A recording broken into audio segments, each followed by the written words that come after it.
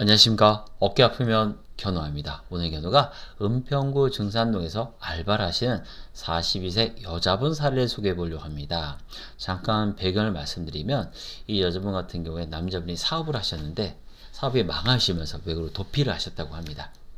그러면서 최근에 살던 집까지 경매를 넘어가시면서 극도의 스트레스를 받게 되셨다고 해요. 그러던 중에 초등학교 아이들 다닌 아이들이 2명 있는데 그 아이들과 좀 살려고 하니까 알바로까지 나가게 되는 심각한 경제적 위기 상황까지 처하신 상태이셨어요.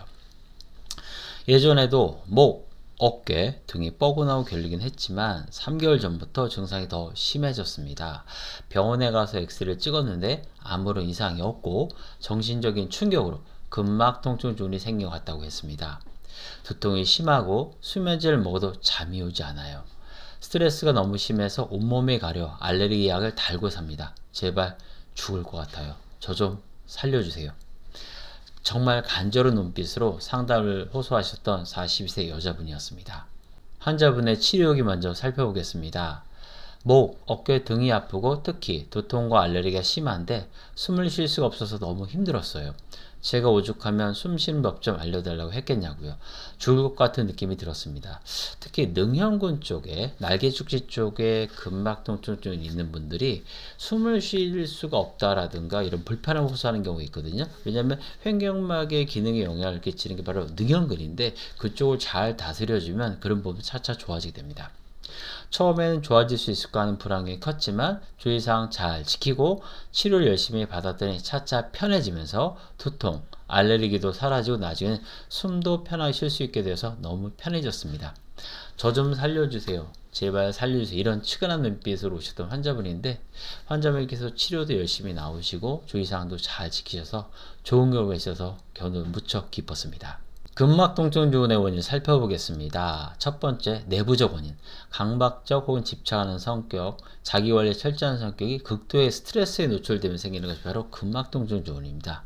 외부적 요인으로는 잘못된 자세, 과음, 과로, 불면, 외상으로도 근막 통증 주근이 발생할 수 있습니다.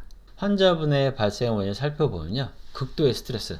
남편분이 하시던 사업이 망하시면서 집도 경매에 넘어가고 먹고 살 수단부터 굉장히 힘들어진 상태가 됐잖아요. 그러니까 숨도 쉴 수 없는 이런 극심한 상태로 발전하신 거고요. 두 번째는 잘못된 자세. 예전부터도 스마트폰을 많이 하셨다고 합니다. 그런데 이제 상황이 너무 심각해지면서는 스마트폰을 거의 달고 사셨다고 해요. 그래서 극도의 스트레스와 잘못된 자세가 결합되면서 근막 통증이 짧은 시간에 굉장히 심해진 것으로 보였습니다. 주의사항 살펴보겠습니다. 바른 자세입니다. 우리가 스마트폰을 하게 되면 내려보게 되죠. 그래서 스마트폰이나 컴퓨터 보실 때는 화면의 가운데 내 눈높이 내려보시면 일단 나빠지게 됩니다. 특히 엎드리거나 누워서 돌아 누워서 화장실에서 핸드폰 사용을 가급적 자제하시는 게 좋습니다. 두 번째, 불필요한 자극. 이분도 날개죽지 쪽에 자꾸 불편하시고 숨쉬기도 힘드니까 막 이런 것들을 한다든가 뭐 마사지거나 두드리기를 한다든가 비빈다든가 이런 것들을 다행히 하셨거든요. 그런 자극이 들어올 때는 그러한 자극에서 일시적으로 좋아진 느낌을 받을 수도 있지만 그러한 자극이 근막을 자극하면서 근막 통증이 더욱더 심해지는 패턴을 보이게 돼요. 그래서 아픈 부위에 대한 불필요한 자극을 하지 않는 게 좋습니다. 치료 방법 알아보겠습니다. 목, 어깨 등 주변 근육을 풀어주면서 스마트폰 사용을 자제하고 능형근에 대한 불필요한 자극을 피하면서 심장의 화를 다스려 마음의 안정을 추구하고 근막 주변의 기혈순환을 도와주고 원기를 끌어올려 근막의 정상 회복을 촉진시켜주면 괴로움과 고통에서 벗어날 수 있습니다. 견우의 방송을 보시면 잘 아실 거예요. 증상에 맞는 주의사항이 상당히 중요한데요. 이분 같은 경우는 극도의 스트레스는 솔직히 어떻게 해드릴 수가 없잖아요. 시간이 걸리는 거고. 그래서 일단 바른 자세. 아까도 말씀드렸죠. 시선을 눈높이로 하는 거. 특히 내려보는 게 나쁘다고 했습니다. 그래서 엎드리거나 누워서 돌아 누워서 화장실에서 스마트폰이나 핸드폰, 책 같은 걸 보는 거 주의하셔야 되고요. 능형근에 대한 불필요한 자극. 어떤 부분이 근막 통증이 힘들다고 해서 그 부분을 자꾸 때린다든가 마사지를 한다든가 자꾸 풀려는 자극이 들어가면 일시적인 자극으로 통증이 줄어드는 느낌이 들지만 대부분의 근막 통증은 그 자극으로 해서 근막이 자극을 받아서 더 심해져요.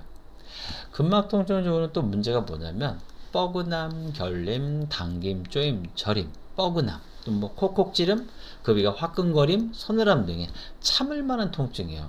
극통이 아니에요. 그러다 보니까 처음부터 치료하지 않고 뭐 나아지겠지 하다 보면 뭐 몇 달, 몇 년, 10년, 20년 너무 자주 보게 됩니다. 그래서 근육통스러운 불편함이 있는데 일주일 안에 해결이 된다면 뭐 병원 안 가셔도 된다고 생각하지만 그런 불편함이 2주 이상 지속된다면 빨리 가까운 한의원에 가셔서 정확한 진단과 치료를 받는 것이 상당히 중요합니다. 숨을 쉴 수 없을 정도로 심한 근막통증 환자셨지만 저 좀 살려주세요.